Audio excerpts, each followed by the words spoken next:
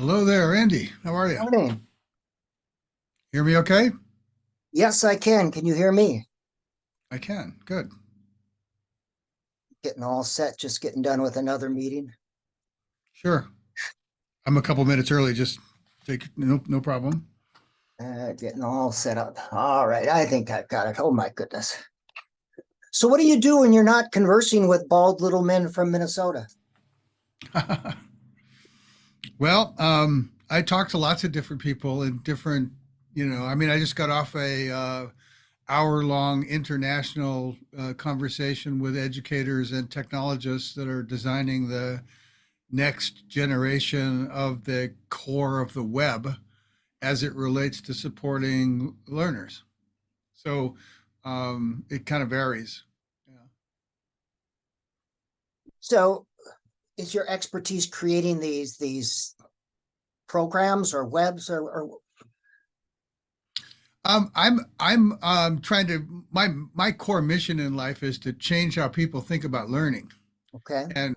and reading is a kind of subcomponent of that, a very critical subcomponent of that. In that, the collateral damage caused by reading related difficulties is a big plague to the health of learning in general. So, I'm but my main concern is changing how people think about learning. So sometimes it's politicians, sometimes it's neuroscientists, sometimes it's educational technologists, and sometimes it's writing and software design, and goes wherever I kind of go where I think I can get traction, and realizing that what I'm trying to do will, I'll still be just getting started when I'm done, when I'm dead. Well, I just started. I started the recording, so I got that, by the way, which is good. Okay, good to know. Well, yeah. If I don't start it, I'll forget. All right, I didn't know that was running, but okay. I do it automatically, just so you know. But that was good stuff you just said. You know, I have a similar goal, and my goal is to provide teachers with the strategies they need to help readers, specifically struggling readers, uh, to do what I can to help struggling readers. And often that involves empowering teachers and to make sure they have the strategies. Too often they look for a single program or curriculum, and there's no one size fits all. Every kid is different, so teachers need toolboxes full of different strategies. I'm Yeah, working. it's interesting. During the Children of the Code, there was a segment that on the reading crisis, and at the very tail end of it, um, I asked people, what is it, what's causing this, and what do people need to do, what do teachers need to do in particular? And one of the most surprising responses was Reid Lyon. I'm sure you're aware of the name. Um, who was the head of the National Institute of Child Health and Human Development. He said what he'd like to see more than anything is for teachers to ask themselves, what does it take to learn to read? Forget all of the how to's that they're pumped with, but for them to actually, first person, really authentically ask themselves, what does it take to learn to read? And to come from that in learning about the different strategies that they might employ, rather than to be kind of robotic. Now my language now, rather than becoming robotic extensions of protocols to teach they don't first person get. I hate to burst your bubble, Dave, Yeah, that's but okay. You won't. my goal is to get you to smile today, by the way. Okay. All right. Okay, got a little smile out of you. Hate to burst your bubble, but Reid Lyon is not the person I would turn to for advice on reading instruction. Matter of I didn't fact, turn to him for advice on reading instruction. I interviewed 100 people that were involved in all of this, and yes, Reid Lyon was just one of them. I was surprised that he said that rather than came off with phonics or some other prescriptive approach, that he was saying teachers should ask that question, which I agree with. I think that teachers need to be first person learners before they can be good teachers. let me rephrase it and put it There in you a go. declarative statement. What the hell does Reid Lyon know about reading instruction just because he's head of something? And that is one of the problems. Too often we look for political appointees, Reid Lyon, to give us advice. And we think, well, they're head of this national agency. They must know what the hell they're talking about. Same with the National Reading Panel. that was headed by Yeah, a yeah, yeah, yeah. physicist. Look, we're going to disagree on all that stuff. I mean, first of all, I don't take anybody, you, them, or any of them, on face value and say they're an authority. I should just go with what they think because they're an authority.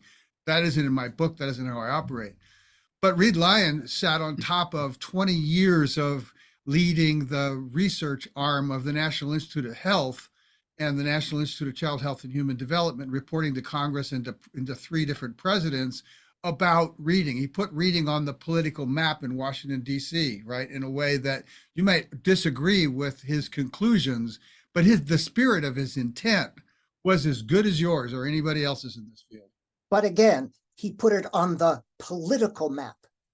He is not a literacy expert. On the political map, not on the educational map. The National Institute of Child Health, that has nothing to do with reading. Yes, they go into reading, but they go into areas of which they have no expertise. I'm sorry. And that's first of all, he was a problem. cognitive scientist with neuroscience background Yes, himself. again, And that's different from reading. Literacy experts.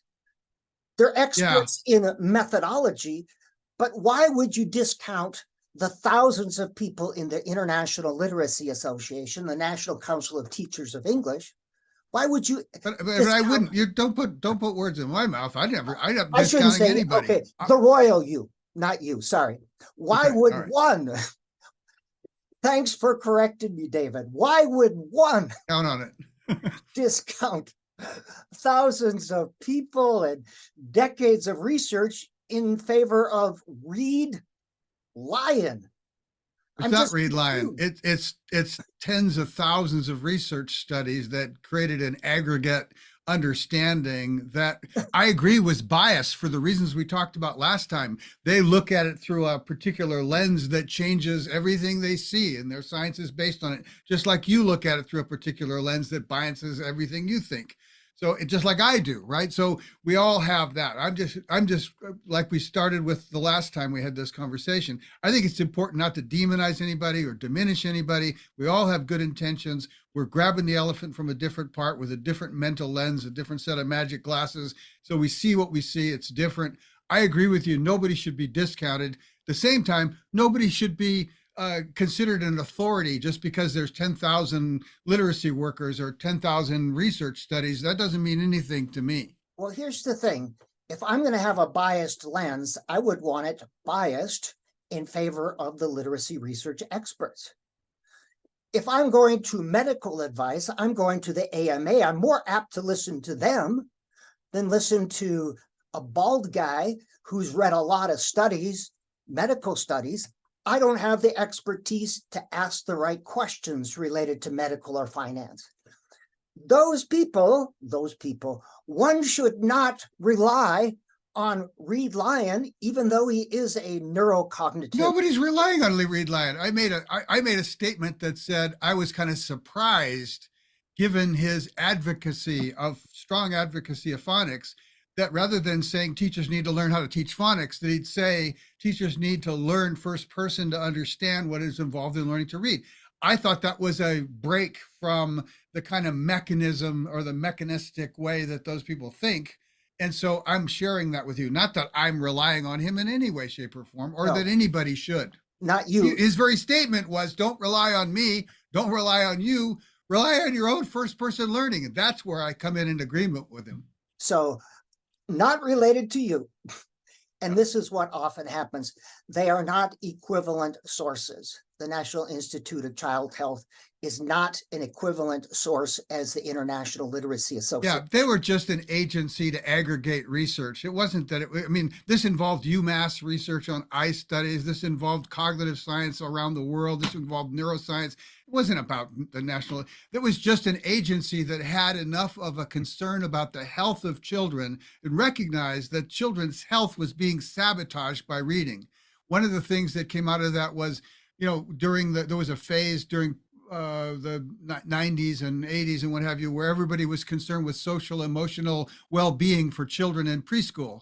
And what these guys came back and said was, you can do all you want to pump up the self-esteem of preschoolers. If they hit the wall in the third grade with reading, all that self-esteem goes down the drain. right? So they were concerned with health, and inside that, they picked reading as a focus and brought government resources and attention to it in a way. So do I agree with them in all respects? No, any more than I agree with you. But do I discount them? No. So reading impacts health. I agree with that. In the same way, health impacts students' ability to learn to read. Sure. They're interactive. And I'm saying this not for you, but we do have a listener or two that tunes Right. in. And too Right. often, someone like Reed Lyon is cited as a source. The National Institute of Child Health and Development, that's cited as a legitimate source. And that's part of the problem, parsing through what is a legitimate source. Yeah, well, that's why I was so impressed with his statement that the most important legitimate sources for teachers to learn their way into this. And I'm saying I wouldn't listen to what he said if he agreed with me or not. He is not Yeah, a well, legitimate that that source. that that's an unfortunate learning disability that you're dealing with. I can't help you with that one. We have to. We have to look at our sources in order to be responsible consumers of educational research. Sure, and sources are informing us without necessarily being an authority that's determining, right? So, Yes. for example, I mean, one of the ways that I look at a lot of literacy-related research is it's kind of like Renaissance cannon fire. You know, we fire a ball, we get information about where we hit, and then we adjust the cannon so that we can fire it better and more efficiently the next time. And that's a kind of an outside in approach to calibrating instruction, right? That's entirely different than a neuroscience approach to from the inside out. What is the brain doing to create this internal virtualized reading experience, language experience, So right? So what they both, there's a value to both, but neither one of them are the end all. and the problem we are facing with the science of reading advocates is they are looking to non-literacy experts like Reed Lyon or someone else. They're citing children of the code to come to conclusions about things. In an academia, that's not that's not the currency we use to come to conclusions. Well, thanks for the plug on Children of the Code. I don't know that you really meant to do that. And Children of the Code is, if you've paid any attention to it, it's not trying to advocate anything. It's not trying to say how to teach anything. It's a resource for people who want to learn to better understand the challenge of learning to read. Yes, and I'm sure it's a valuable source, but we don't cite it with declarative statements in coming to know and understand what should be used in reading instruction. You know, I am sure it is a valuable source of many things, but we don't cite that. That in academia, we don't cite sources like that. Sure. Well, that is a big thing. You understand that, but I'm speaking out there to the public who uses those things and say, see, I want to just. Yeah, but there's a difference between you're operating at a really high level there. Nobody's going to cite Children of the Code or Reed Lyon per se as an authority. They're going to be much more specific in saying, I just read this thing from this scientist that it happened to happen in the context of Children of the Code, right? So they read something Perfetti said, or they read something that Stanovich said, or they read something that Louisa Moat said, or Reed Lyon said, or Whitehurst said, or one of the other neuroscientists that I talked to, or something like that. So those things were designed to help people who want to learn not how to race off into teaching, but to actually understand what the challenges are. But the decision makers, and I've been at the state legislature, are citing these people as experts. And therein lies the problem. They are using that data, unquote, quote, unquote, to come to conclusions about reading. They're citing the Mississippi Miracle as something that's true and real. Yeah. And that is the problem. I I- think you understand that. And I have to bring it down at the level of administrators and unfortunately state legislatures and parents. Those are the ones who are making the bad decisions about letters and about the science of reading and about curriculum. That's going to impact struggling readers and disproportionately impact students of color. Yeah, I guess that one of the differences is our orientation here. I'm not trying to persuade anybody to do anything. I'm trying to be a resource for people that really want to learn. Yep. Right. Which is different than saying, at the level of what's going on in the state houses and what's going on. I mean, it's a mess. I grant you, it's a mess. So's our politics. So's our all countries kind of in a messy state with all kinds of factions competing with belief against belief without any kind of deep shared meaning based dialogue, right? So my interest in our conversations is to try to get underneath that. I can't play ping pong with you about what state legislators ought to do.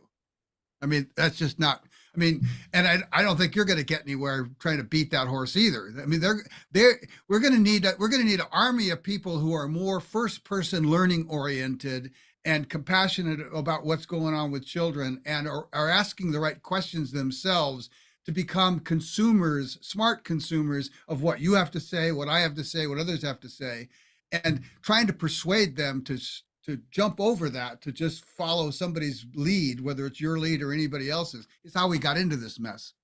Responsible consumers of educational research. Remember, it's peer-reviewed research published in academic journals, which is the currency in academia. It's how we make decisions and come to know the world. Yeah, and there's a limit to, especially in the context of the people that you were just talking about, whether or not they're going to be consumers of that is a question of mine. I don't think they're going to be consumers of in-depth, peer-reviewed journal studies, right? Absolutely as a basis not. of coming to the, right? Absolutely not. But they should know enough to know how much they don't know. And that's my job as a responsible, the taxpayers pay me to be an expert on these things. And instead of going to Emily Hanford, who is not an expert on reading, probably never taught a reading class in her life, probably never read a research-based journal article about reading, but yet they turn to a non-expert to come to know because she's got a great story. She's a great radio journalist, which I have no doubt. And stories have this emotional pull. And Sure. that's my frustration. That's part of your shtick too. I mean, you're really animated and you're got the professorial vibe going with the comic dash to it, with an intention of being more engaging and entertaining, right? This is just how I am. I drink too much coffee. Okay. All right. For me, it's iced tea. Okay. All right. Fair enough. Someday I hope to have. Look, again, I want to stay away from bashing personalities because I do think, like we talked about last time, we're all coming from a good place. Yep. We've just got a different set of glasses on, and they're determining what we see. And what we got to do is kind of agree to suspend our glasses long enough to have a conversation that gets underneath. The conversation, I think we agree on that. It's okay for people to disagree. Yep. It's essential that people disagree. That's how we evolve. When we devolve is when people get into the pejorative statements and the name calling. Yeah. I had a person just this week. I think I just said that. Yeah. Yes, you did say it. So I'm reinforcing. Okay, good. You got dimples when you smile, David. That's incredible. Yeah. Yeah. It's fair enough. It's very mission accomplished. Now we can get serious, right? But someone, I posted a thing about how to prepare expert reading teachers. It was a podcast thing, which is good. And I really appreciate when people disagree, because as I said, it causes me to go back and either reinforce what I believe or to change. And instead of addressing, she said things like, and I have it right here, indoctrinate, dogma, confirmation bias, abysmal results. She just used all these negative terms. And I Yep. kept saying, what is it that you disagree with? With what do you disagree? I don't know why I brought that up. It just, Look, I have the same problem. I mean, one of the things that I'm enjoying about our conversation is that we can have a conversation, right? I have, I have, absolutely. I probably had, there's nothing, back to the Emily Hanford for a moment. There's nothing that I've seen her put out that Children of the Code didn't cover 20 years ago, right? So, and there's nothing in it that I found that's new. On the other hand, as she was spinning up, I said, let's have a dialogue. Let's have a conversation. Let's get underneath your assumption set. 5 or 6 times I've reached out to her. She won't talk with me. Now, that used to be anybody would talk with me, right? And it's because they don't want it. They don't want to have me push against their assumption set, right? And that's kind of common. I had a conversation yesterday with a president of a company that just got sold to a conglomerate that was in the reading science business, right? Hmm? You'd know the name, but I'm going to spare the public the name at the moment. And he's first main. He's constantly buddy buddy with Emily Hanford and with a bunch of other big names in the top 10 names in the reading science world. And he appreciated our last conversation, and I asked him, you know, can you get these other people in the tank? I'd like to see you and I and all of them online at the same time, carefully, methodically, one by one, deconstructing our assumptions and talking about them rather than bashing back and forth. That would be a And lovely thing, David.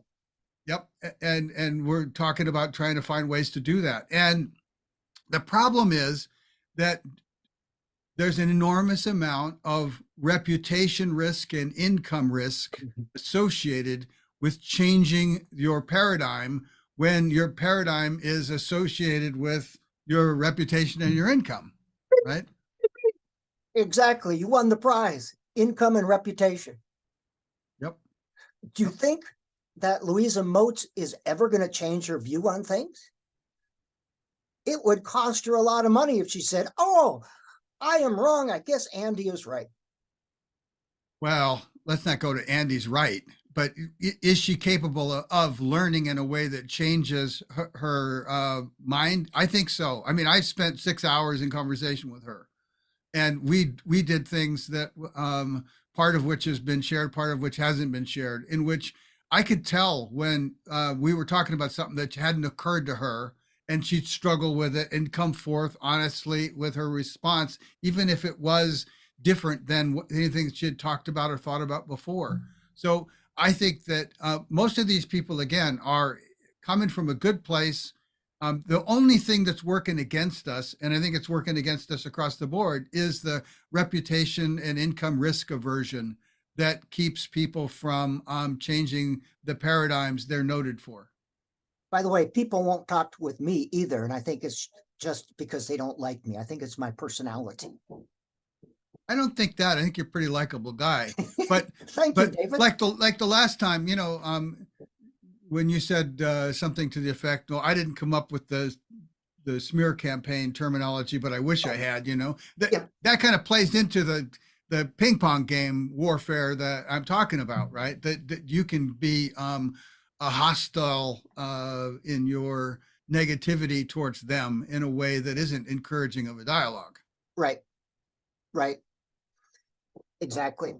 I did an interesting assignment this week. I had my graduate students look at Louisa Moat's white paper that's on her website to support letters. And each of them looked at a different study that she cited. And the question was, analyze the study. Does it support the statement that she is making? Yes or no?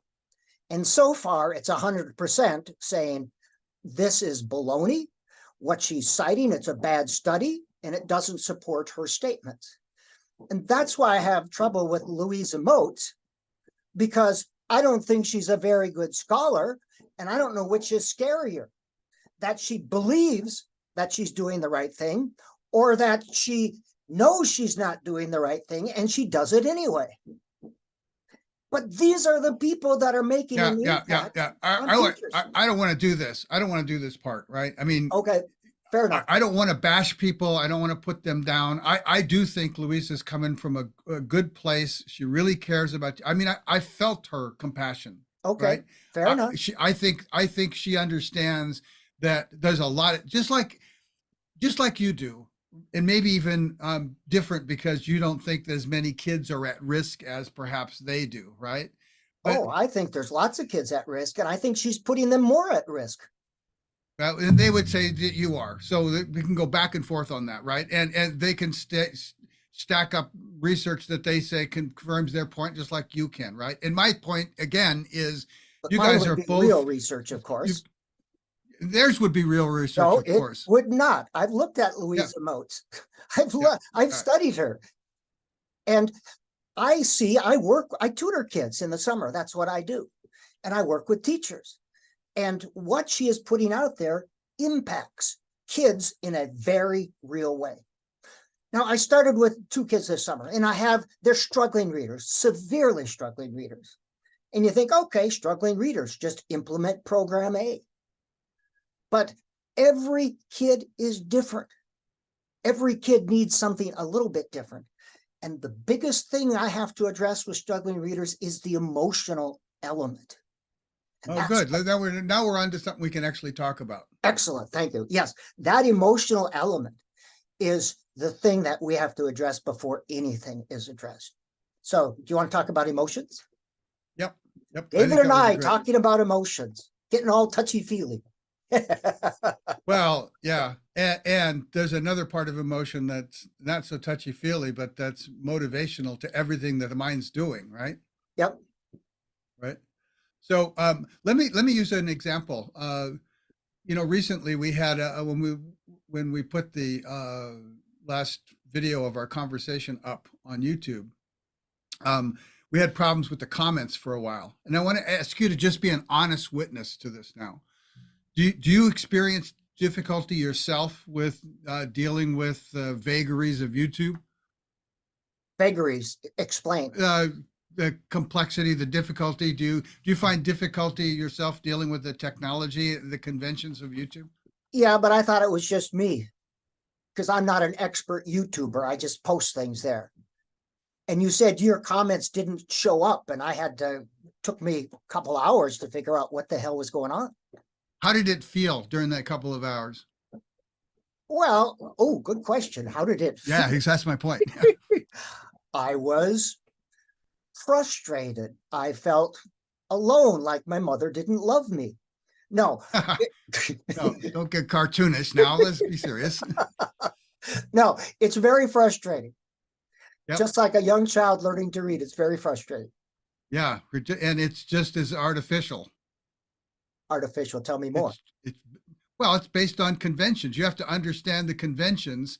To somebody that knows what they're doing, it's a second and boom, they've got it done, right? To somebody that doesn't, you're struggling to try to get all of those conventions you don't yet understand to work so that you can automatically and simply do what you want to do.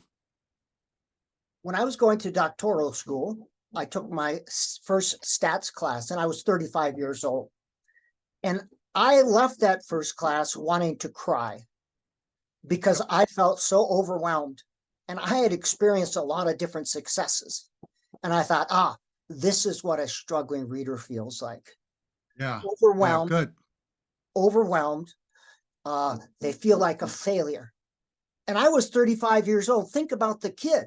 And the big difference, a huge, big monster difference between you at that stage struggling with that and a 5-year-old or 6-year-old struggling with reading, right, is that you can volitionally think about what's confusing you. Absolutely. Right? In order for the reading thing to work, right, it's got to happen automatically faster than people think about. Right? So the kid's challenge is even more artificial than your challenge with getting YouTube to work or your whatever you were studying in college. It's more based on conventions that you don't understand. And yet it's got to happen automatically faster than you can even think. Well, I have a little trouble with the word artificial. I know you do, but this is a great example. You think YouTube came by God or by genetics? Learning is learning. But the back to the emotional point. Learning challenges vary between natural learning challenges can be the things that we evolved and are adapted to learn, and things that are, because of their nature, artificial, and therefore engender an artificial kind of challenge to our learning. So you could say learning is learning, and I'll let you go with that for right now. But then there's a distinction between modes of learning, some of which are artificial, meaning we're learning to relate to something that's artificial. And with reading, we're learning to relate to something that's artificial. The whole idea of writing is artificial. We're learning about restaurants. That's artificial. That's not the natural world. We're learning about stop signs. We're learning to drive. All these things. None of those things do we got to do with a code that is in the messy state that this one is, which we talked about last time, and do it faster than we can even think about when we're still little kids. It's called automaticity. And automaticity with reading is like automaticity in a lot of stuff. You do it so you don't have to think about it. There's nothing a human being ever experienced in the entire existence of humanity as a child that's anything like the artificiality of learning to read. Nothing like it. Yeah, I just have trouble with that artificial thing. I know. So I don't want to go. You're but that push emotion your button part, on that. The emotion. Let's go back to emotion. I think that is incredible, because children experience frustration, and how do they speak to us? They don't, like you said, they can't rationalize their emotions, so their behavior. They speak through their behavior. They protest through their behavior. As a result of bad teaching, because of this top-down phonics frustration, they act out. And then what do we say? We have this thing called MTSS, positive behavior intervention and support, that we clamp down on their behavior that we caused in the first place. Children are reacting to bad instruction. And we say, well, you're a bad child, that's a bad behavior. I'll tell you this, children who are engaged and interested and feeling successful as learners are less apt to act out.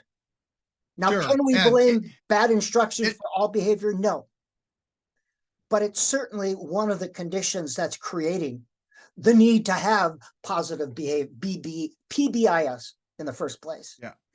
The way back to the emotions, right? There's two parts to the emotional conversation I think are critical. One, that without sufficient interest to power attention and push and focus attention, then we can't really progress in learning about whatever it is that we're learning about. We have to want to learn about it. We have to care about it, right? One hand.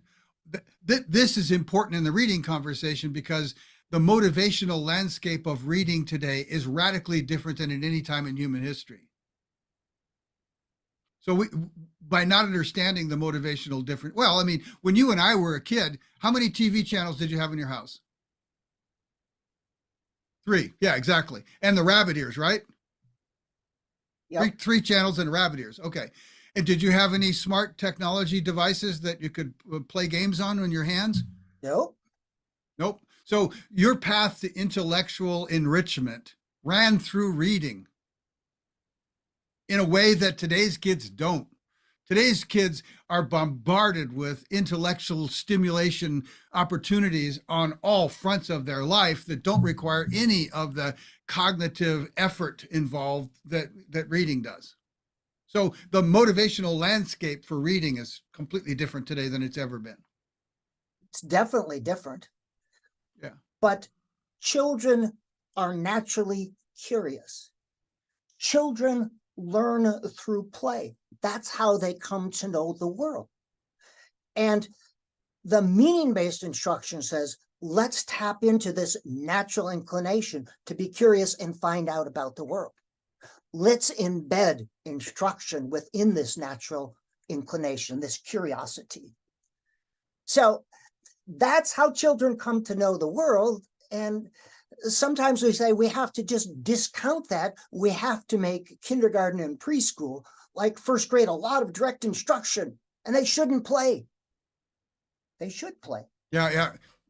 let's go back to wrap up our emotion conversation before we go on to that. I mean, Okay. I, I, I agree that instructional confusion, whether it's because there are inappropriately attending to try to decode the word at a pure phonics level, or they are failing to pick up the cues to guess the word, and whatever the cause, and they're stuttering too much in the flow, right? It's going to be frustrating. And the big problem with the frustration is that the way we contextualize that frustration for the vast majority of children is they can't help but feel like something's wrong with them. Yes, I think we agree on that. So the self-blame that accompanies that kind of internal judgment can't help but trigger shame, the affect shame. Absolutely. Good one. Yeah. The affect shame is cognitively disentraining. So it becomes a downward spiral that the more that they're frustrated and the more that they blame themselves for the frustration, the more that they're shaming themselves, and the more that they're shaming themselves, the more that they're actually creating a motivation to avoid the bad feeling, which Yep. is bifurcating their attention and motivating them to not want to read. Yep. And it's also robbing them of the attentional bandwidth and learning capacity they could to get better.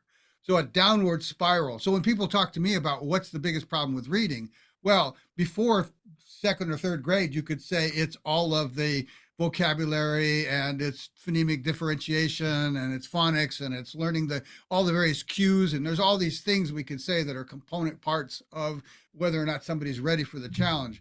But once they've been in the challenge for a period of time and have been unsuccessful, and this frustration turns into a shame trigger, then the bigger problem to them learning thereafter is the shame.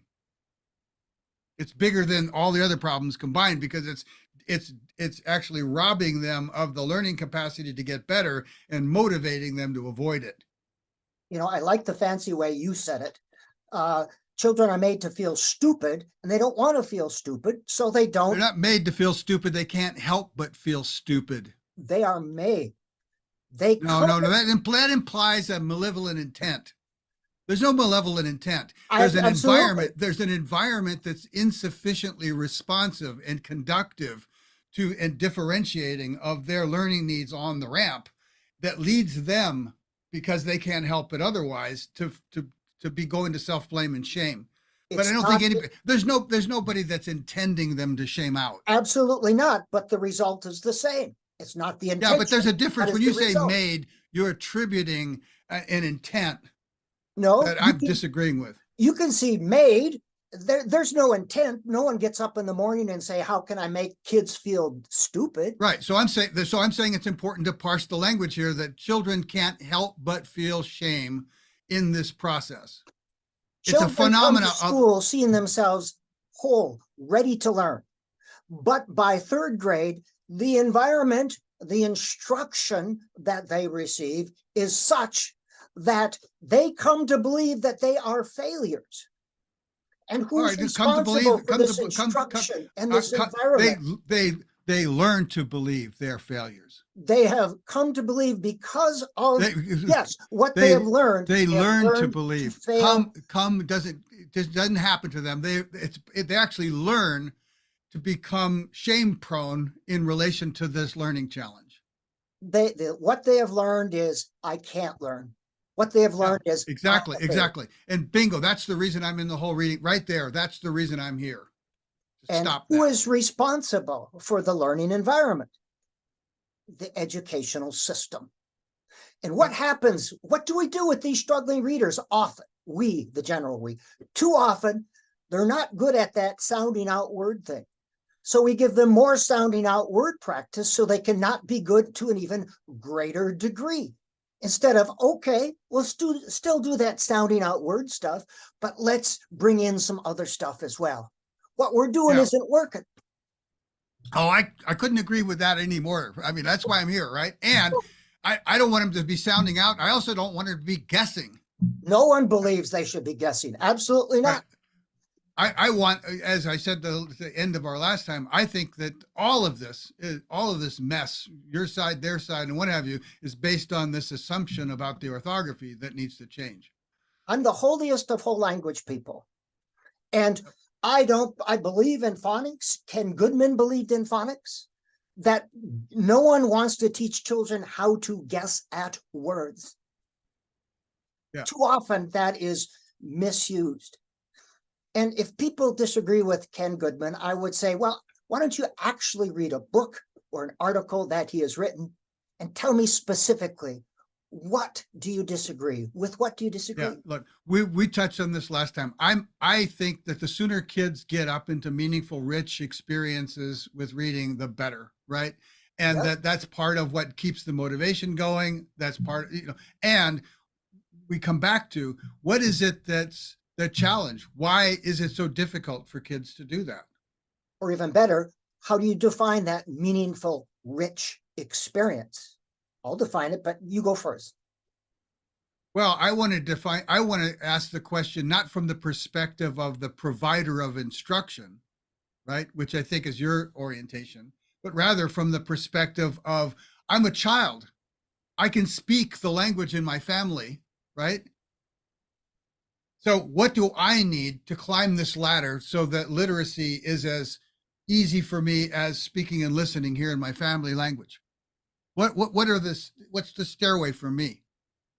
The developmentally appropriate, meaningful, rich experience is having that interaction with books before they get to preschool and kindergarten.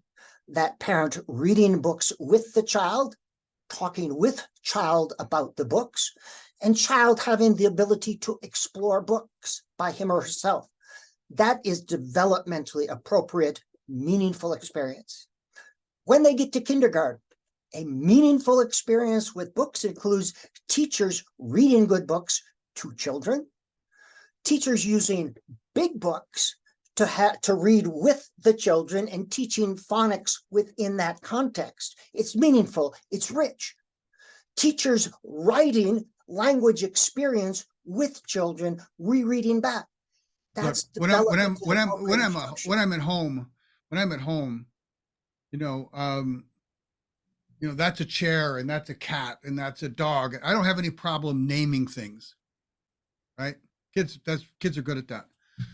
They don't have any problem. I mean, it depends. I mean, there's a range, right? We talked about the Hart Risley stuff, right? There's this range of kids that are coming from taciturn backgrounds, and kids that come from taciturn backgrounds are likely to have heard a lot more language that's negative to themselves than positive to themselves, where kids that are in a more talkative, talk-rich environment, parents that kind of make their money with their mouth, that are, very complex linguistic environment for children to be around, are going to hear a different ratio of positive to negative emotion mixed in with their language. So they're going to have a different relationship to language. They're going to have a different complexity of language skills. They're going to have a different vocabulary. Because of that, they're going to have different phonemic awareness and phonemic differentiation. There's all of those variations that are happening. So what you're talking about is an ideal thing from a teaching perspective of what kids ideally ought to have. The reality is that kids are going to have all these variations based on their social and emotional, they're based on their emotional resilience, their frustration tolerance, their attention spans, their vocabulary, their speed of processing, all those things that we talked about. So as a kid, when I come into school and I hit reading and I'm trying to read, this works differently than anything else in my natural world. When you were a young child, you weren't able to say, that's a chair and that's a dog. You weren't able to say that, but you learned these words by being immersed in the language. Yeah, but they were stable. They to were stable. They were stable. A chair is always a chair. I call it a chair. I mean, maybe there's a number of different looking chairs, but they're always a chair, right? Sometimes it's a stool. Yep. Okay. So when I was teaching my child, it was like you want to use as general a language as you can, right? So that, but putting that aside, my point is that the kind of language that children learn at home is much less ambiguous than the way letters and sounds in writing systems relate to words. There's a different kind of complexity involved. Learning to read is a little more complex. Yes, It's a lot more complex, yes. But, right? this is why Early Start and Head Start programs were so successful, because it got children immersed in these experiences that who may not have had these experiences. Again, the best predictor, They're trying to compensate for the the variations on the best input. predictor of reading achievement is not phonemic awareness, it's their vocabulary. Yeah, but vocabulary is how you learn phonemic awareness. They're cojoined. You They can't may be separate them. correlated, absolutely, but Well, the natural opposites- phonemic awareness, not the artificial phonemic awareness that's taught as a structural thing in school, but we've natural had this. phonemic awareness it happens naturally by trying to differentiate and disambiguate words in the stream, right? So in order to be able to tell the difference between this word and that word, I got to pay attention to small components in their sounds.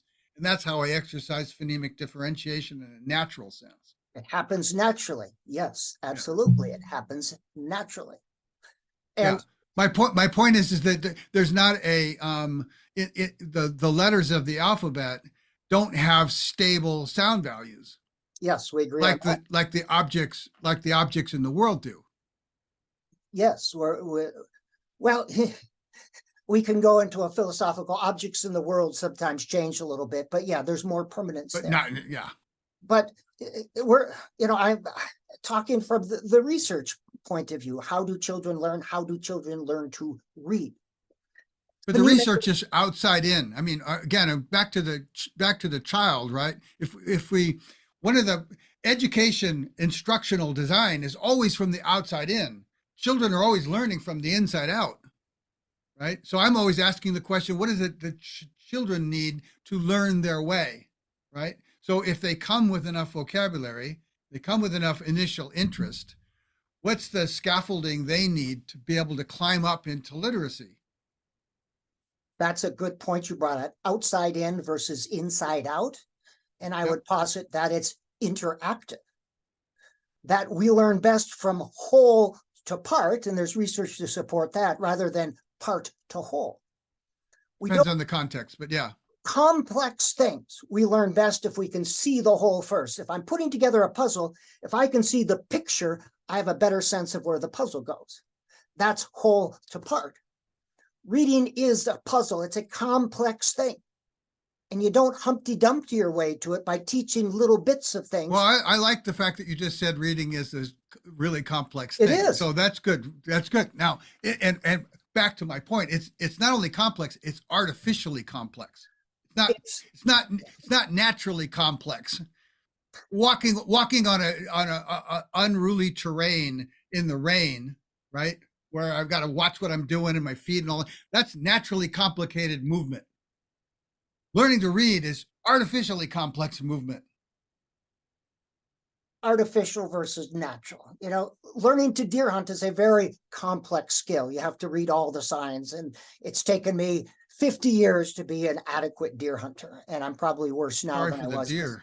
Yeah, I've been deer hunting for 50 years, and my eyes are worse, my ears are worse, but of all this experience and knowledge built up in the head, I see things and I react to things better. So it was a bottom up, but top down experience as well. Sure. And the ancestors 10,000 years ago doing it with a bow instead of a gun were doing something that didn't have anything to do with our modern technological world that you were doing, again, except for the gun, right? So you're doing the same kind of thing. What kids are doing today when they're talking about reading is not at all related to what you just described. It's an entirely different kind of challenge. Again, yes, absolutely. Deer hunting and reading are much different. But the analogy is that humans learn complex things better from whole to part rather than part to whole.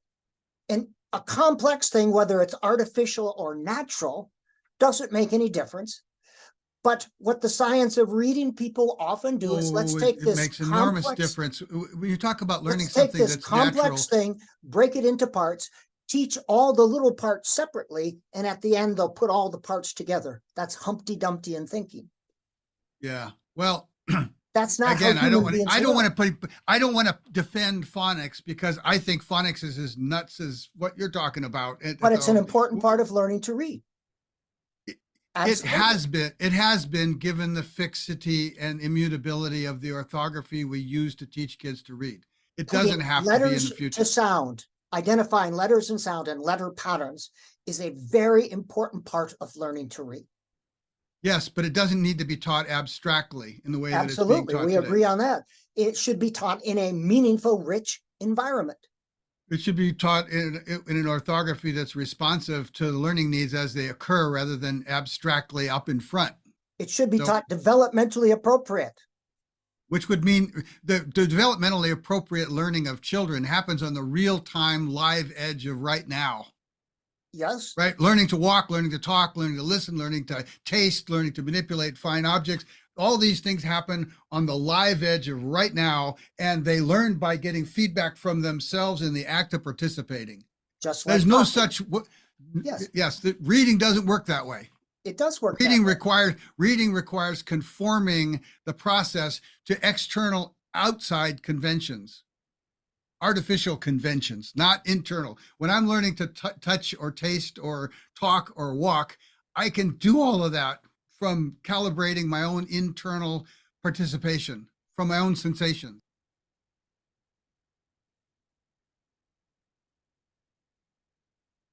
Sorry about that. I accidentally hit the mute button. So I don't know that that's helpful. I think the thing that we touched on today that was most important, and I hope people get, is that the motivational landscape is so critical both to taking off, and once it goes sour, it becomes the problem.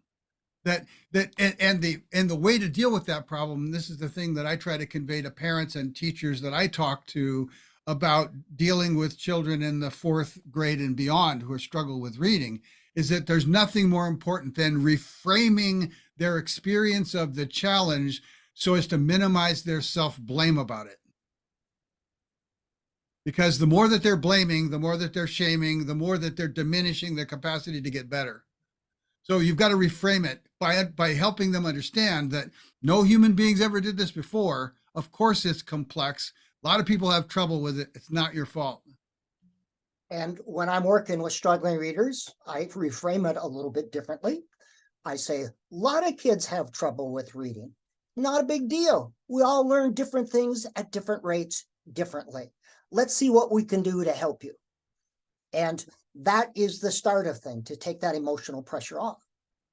And then we move to creating meaningful reading and writing experiences that they can understand. Yes. And reading meaningful experiences in order for them to work means that the flow rate has to be up. In other words, that reading has to be happening so neurologically efficiently that it's like speaking and listening, right? That it isn't stuttered up with word recognition issues. It's flowing. Word recognition, identifying individual words, that's not as important as you would say.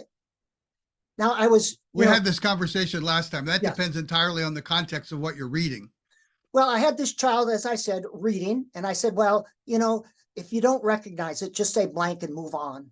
And within 2 words, she'd say, Dr. A, that's what she called me. You're magic. The word just popped in my head, not through letters, but through context. So yes, we include phonics, but we also develop the. Yeah, but we had the conversation last time. If you're talking about reading instructions, that's fatal. If you're talking about reading poetry or reading a novel where you can backfill things through contextual cues to pick up a word that you left behind that you didn't recognize, then it isn't a big deal. It depends entirely on the context. For You kids, backfill when you're reading expository text. You backfill. Stephen Kusur, his research looking at expert readers and miscues and word substitution. Expert readers of scientific material, of Absolutely. mathematic problems. Scientific material. Absolutely. He found Now, those you don't two. think there's a difference between reading something that's a story, that's a narrative, and missing a word and letting that fill in, and trying to read something that's a critical instruction about your next step of what you're supposed to be doing?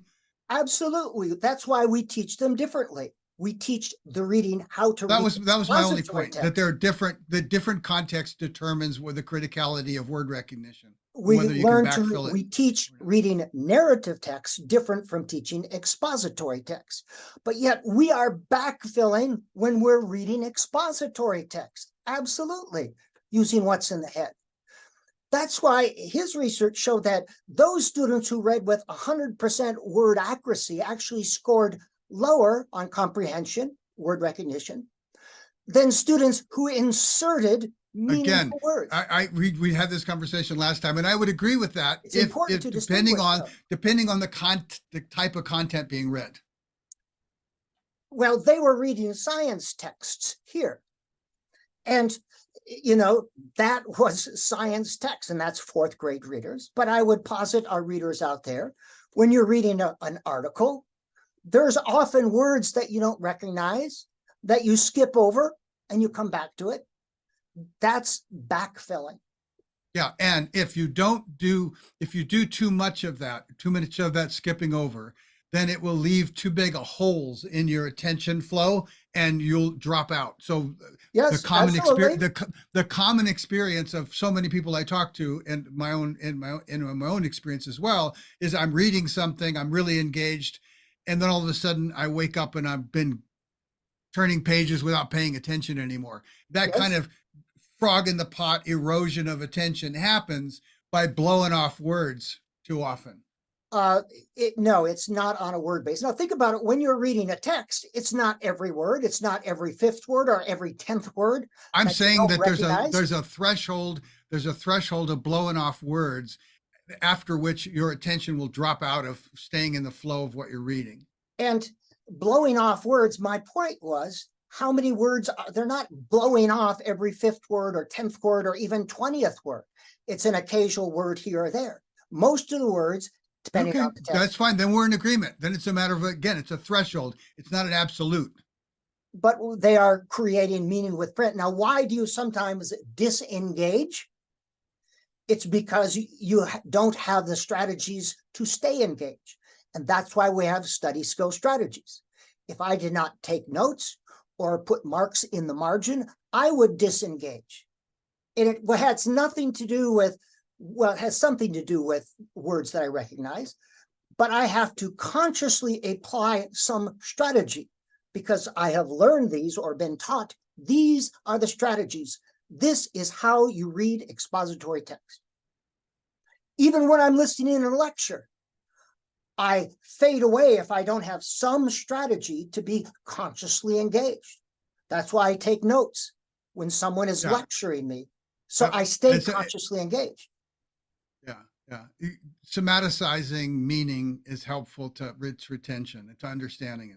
So I get that. Whether your strategies, that depends on the particular person and the particular kind of engagement that they're going through. That's why we have different study skill strategies. Some people call them comprehension skills.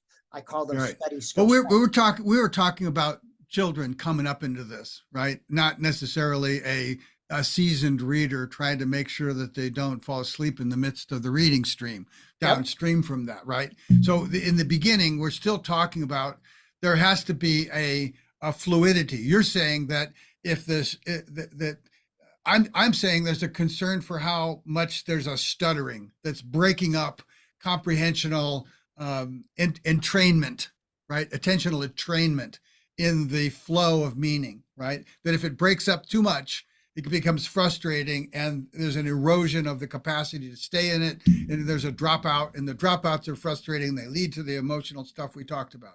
That's one side. And you're saying, okay, well, yes, but they don't have to get all the words right because sometimes they can just skip over them and they'll backfill. And I agree with that to a point, depending on the context of what they're reading, the criticality of what they're reading. It wasn't exactly what I said, but there are three deficit areas of reading: word recognition, fluency, and comprehension. Now, how is fluency and comprehension not a downstream consequence of word recognition problems.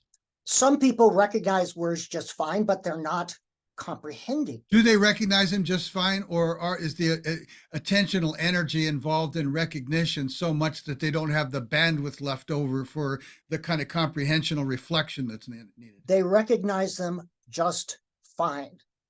I have worked with How do struggling you know? How do you know this? My understanding because is as you work with them and as you read, you see them recognizing the words, reading very fast. no, I mean, I'm talking about like what is the brain work involved in that? Sometimes it can recognize a word, but there's a varying degrees of effort from complete, instant, effortless sight word to something that does create, even though it doesn't slow them down in an obvious way that would be obvious to an external observer. We were But talking about it's still less efficient word recognition.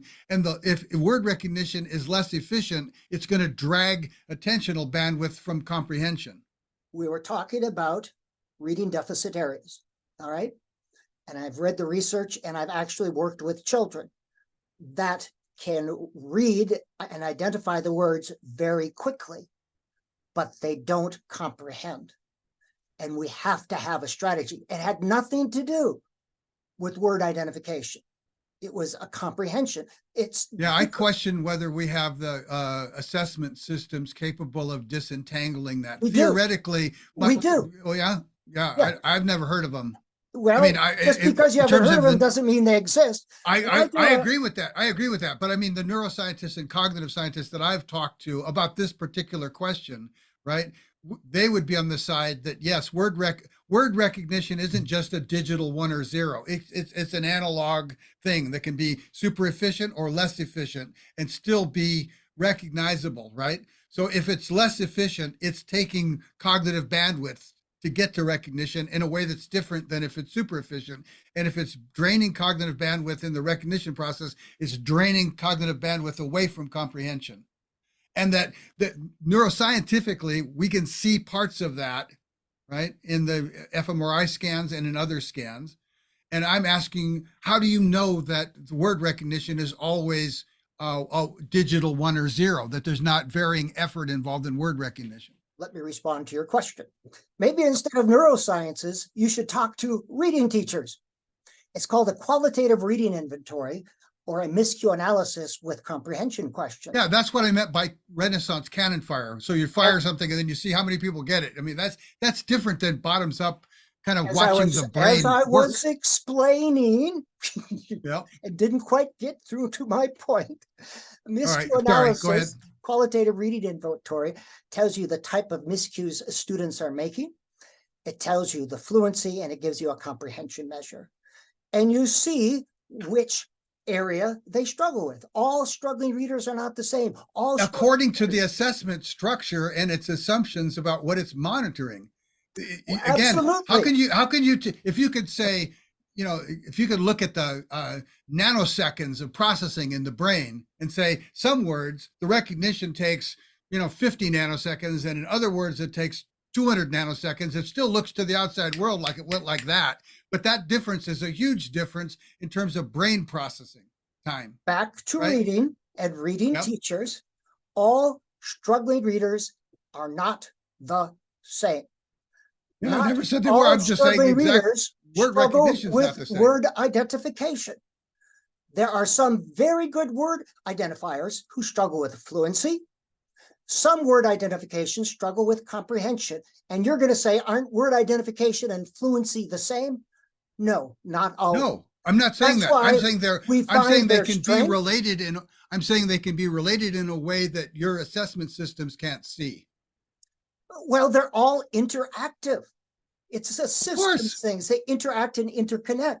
But All the more struggling reason why, the readers- longer it takes for word recognition, the more it's going to drag down the rest of things, which is And- my only point. Well, word recognition is an important part, but we recognize words semantically and syntactically as well. Yeah. And there are, when you get a struggling reader, you can't say, oh, struggling reader, word identification. That's what we need to do.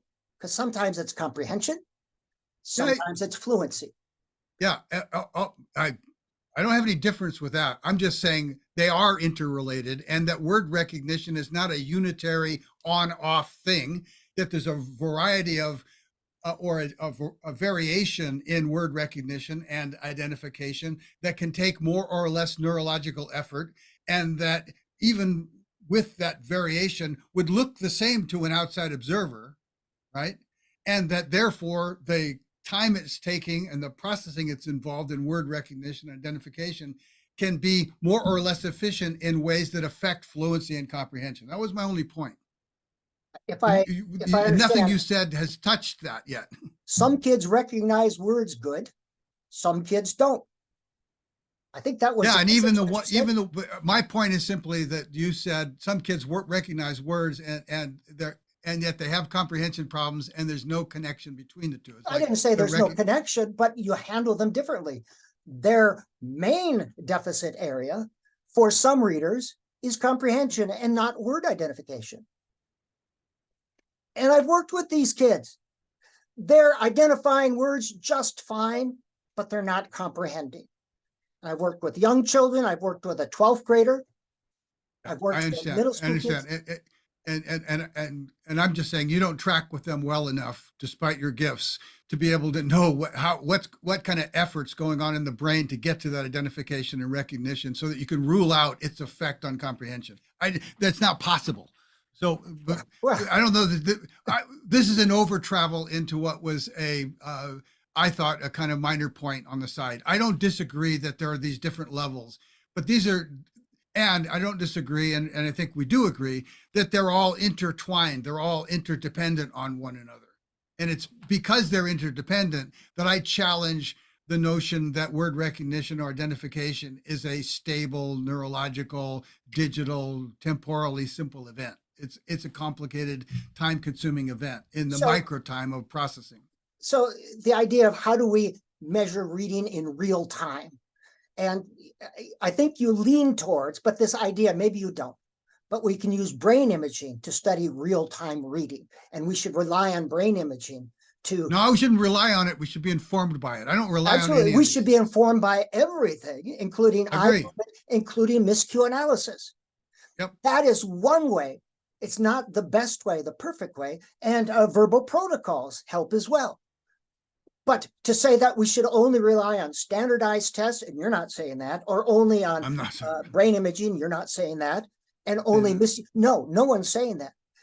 But one of the better ways to analyze reading in real time is the miscue analysis, because you're seeing, they're doing it verbally instead of reading it, silently. So it's somewhat artificial there, but it's one of the better ways, but yet it's discounted because we don't use control. I'd feel a whole lot better about that if it was done in some kind of a environment where the child was being assessed for their cues by a machine rather than a human, or in the context of a class, because of the shame effect on the mistakes. Anytime you bring in a machine, it's an unreal event. Well, God damn it, the code's an unreal event. That's my point. The code is itself a machine. But children reading the code in a classroom, that is a real thing. That's how they read. As artificial, they never happened in nature, man. That's a completely contrived, human invented situation. And my point simply is back to what we were talking about, emotion and motivation. That's the key, right? That's what we agreed that was the key. Doing this artificial thing in a classroom, that is a more real thing, because that reflects reality, than if they're doing this artificial thing for a machine or in front of a machine or in a testing situation. Children. Yeah, it's also no, first of all, the machine, this is about teaching reading, ultimately is about teaching the brain to behave like a machine, right? An artificial machine. That's the end result of it. One. Two, kids are shame averse, right? Incredibly shame averse. All of us are. You are, I am. We're all shame averse. So kids, of the kids I interviewed, I must have interviewed 100 kids over time. There's 50 or something on the Children of the Code site that I talked to about this particular point. There's nothing that terrifies them more than reading in public, in the classroom. Nothing. That's why round robin reading is so bad. Yeah, well, and so would be assessing them in a public environment. Who That's said why we I should said the assess in machine. a public environment? Miscue analysis Well, is done one-on-one. That's what a okay, miscue analysis is. all right. But back to the brain as a machine, I guess I can't go with that. Does consciousness arise from physical matter, or does physical matter, does consciousness bring about? But this idea that You really want to go into that? Because I can go into that with you, but I don't know that that's a. okay, that's an interesting question, one to which I do not have an answer. I think consciousness exists outside of physical matter or beyond physical matter, but that's a little theological. Yep. The human brain does not operate like a computer. It operates like a I didn't say human like a brain. computer. I didn't say like You a said computer. it is a but computer. No, I said it had to operate like a machine. Oh, it With has a to machine operate like like a machine. Yes. machine like regularity in order to get this code to result in an internal language experience. And machines are Yes. cause effect, cause effect, cause effect. And I see the brain operating more. No, like a machines system. are highly regular, right? There's a high regularity. There's an artificial regularity to their function. But a There's an machine, artificial by regularity. definition, has this physical cause effect. It has levers and gears and stuff. That is a machine. And the brain operates as Look, a system. we're talking right now, we're talking through a virtual machine. There's an incredibly complex, multi-layered software system that's operating machine-like to create the experience the two of us are having of talking with each other. A Because you're not really here in the room with me, and I'm not really there in the room with you. Is not a computer. A computer is not a machine. A physical machine operates by levers and gears. That is a. You know what they call the operating systems? They call them virtual machines. Right? They can virtual call them that. machines. That doesn't make them that. Now, the brain operates, in my view, more like a system. A system is a series of interacting, interconnected bits. Sure, and it does. Plus and minus. And software is, some software is like that.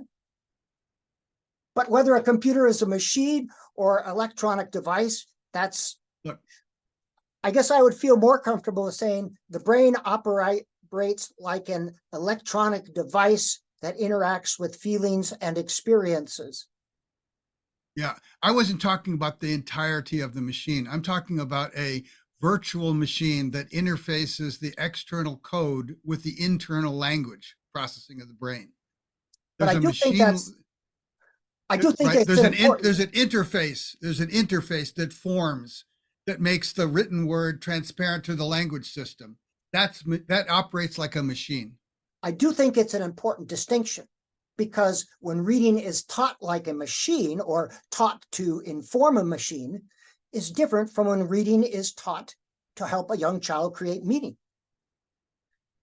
And that's what too often happens when you say, oh. But in order to create meaning, the words have to pop in the flow, like we talked about last time. And what gets the words to pop in the flow is whether you talk about using your extra word strategies that we talked about last time of what to do when you encounter a word that doesn't pop to mind, right? Whether you're talking about employing decoding strategies, or you're talking about trying to backfill, or you're talking about interpreting context cues from pictures, whatever you're trying to do, right? You're using all of these systems almost reflexively to keep moving. Now, those reflexes don't exist in the natural world. They require a precision of operation as a collective group in order for the reading stream to work. And it's in that sense that I'm saying it's like a machine. To say that we only use letter cues, or the code. I didn't say that. No, but when you say we need to rely on the code to get words to pop in the brain. Well, there is the code. I'm not reading. I mean, if I pick up a book or a pamphlet or a table or even the words behind your head on that screen, right? I am looking at letters. I am looking at the written word. That is a code of sorts that my mind is making. And my point is, if you're only using that, you're not as efficient. We are using context. We rarely see a word floating in space outside. Right. I understand all that. We went all through that last time. But even heard that it was code based. That reading. It is a code. It is a code. It's not a painting. Using code as one of several things to help us create meaning. But even the several things you're talking about are still in relation to that code. We use the code as well as semantics, context, and our knowledge to create Yeah, meaning. but the semantics and knowledge and our knowledge are being applied to and informed by that code. It's an interactive thing. Yes, I think we agree on Fair enough. Fair enough. We can top leave it there. down, That's bottom right. up, and it's probably a degree. Yeah. So I'm not saying, when I say code, I'm not saying that you mean that triggers you into thinking I'm pushing phonics or something. I'm not pushing phonics. I'm saying that there is a code, and the code is the basis not only for decoding in now code phonics based sense, but also all the other interpretive, contextual cueing systems are still in relation to the words in that code. They're still all bundled together. Without the code, there wouldn't be any of this. Before there was an alphabet, we wouldn't be having this problem. We wouldn't be talking about this. What I'm afraid people will take from this, though, and I guess but now you're thinking for other people. No, but I'm thinking for how people respond and how they use. But I just want to clarify, David doesn't agree with this, but he's saying the code is part of an interactive system. But if you focus solely on the code, and the National Reading Panel said this, it's if you emphasize phonics too much, you're going to impede reading. So phonics is an important part. The code and if you focus on extra phonical information as a basis for word recognition, you can also run into all kinds of trouble. Absolutely. We all agree on that. So that's why I say let's change the whole damn system by changing the orthography, and that will circumvent the problems of whole language and phonics. Whole language includes phonics. Yes, yeah, I know, but you understand that out in the world they're like this, and I'm only saying it in that sense. I understand that the way that you think of whole language, it includes phonics. The way that phonics people think of whole language, it's disclusive and argumentative and in conflict with. And that's why we have to educate the public. And that's part of our job here, to understand. Well, again, to me, it's like we got to change how we think about learning to be able to change how we understand reading, to be able to think differently about the fact that the artifact underneath reading is the underlying problem, not the human brain. I think we may have more success educating people rather than changing paradigms about orthography and about how the brain works. Yeah, but if we don't change the paradigm about the orthography, this same conversation is going to be going on 25 years from now, just like it was 25 years ago. Because so both you want to arguments, change the alphabet system? Is that what we're asking? No, of course not. Okay. Nor the spelling. Okay. No. When we want to change the orthography relates to spelling. What do you mean by that? I want to create an overlay to the existing orthography so that kids learn in a digital rather than paper-based world. Okay. And that anytime, for any reason, they encounter any word that doesn't pop to mind, meaning they recognize it and they understand it, right? They can touch it and get anything they might need despite their reading skills, their language, their vocabulary, their background knowledge. They get whatever they need to understand that word so they can get back on the stream and keep on flying. That and could be that is to me, that's the future of the whole of all of this conversation leads to that inevitably. Okay. I mean, do you see Google yesterday released a press release on a quantum computer that can do what supercomputers last week could do. It would take a supercomputer last week 47 years to do what today's quantum computer can do in a second. Yep, absolutely. Right. So couple that with AI. That's the kind of world we're going into. It won't be long before, and I think it'll be happening sooner than not, where the conversation about this battle between whole and phonics and all this stuff will be just mute. It'll be kind of like, why would we even talk about that crap? The yes. Technology will make those arguments obsolete. Well, being able to read on a computer and touching a word, if you don't know it, that could be an incredibly valuable tool. It's not the answer, but it could be not on a computer, on a tablet, on a screen. Electrical. Yeah, on a screen, some sort. We'll just say screen. That could be valuable.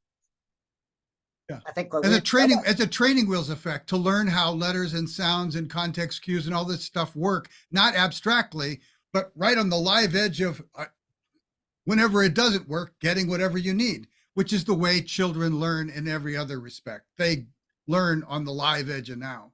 And having speech to text and text to speech software is important too, is the writing, the That letters. short circuits reading. Oh, interesting.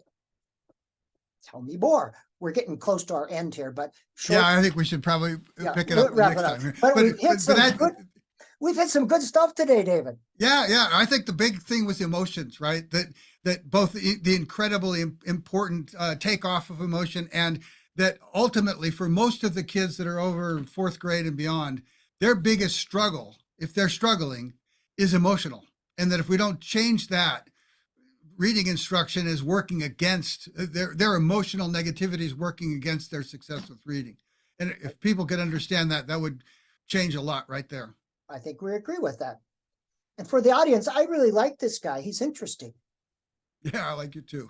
Fun, right? Let's make it fun, and let's keep pushing the envelope. I really do want to see every one of the alternate polarities of thought about reading get into the tank with us. Even the kooks. By the way, Well, and they say, "Wait, I'm not going to get in with that kook." I know Pointing at you, they're going to say that. They think I'm a kook too, from a different point, because I think you're all kooks. But let's learn together. Yes, because let's have a the future of conversation like everything you and I. depends on us learning together. Absolutely. All right, I'm going to stop the recording. Are you ready?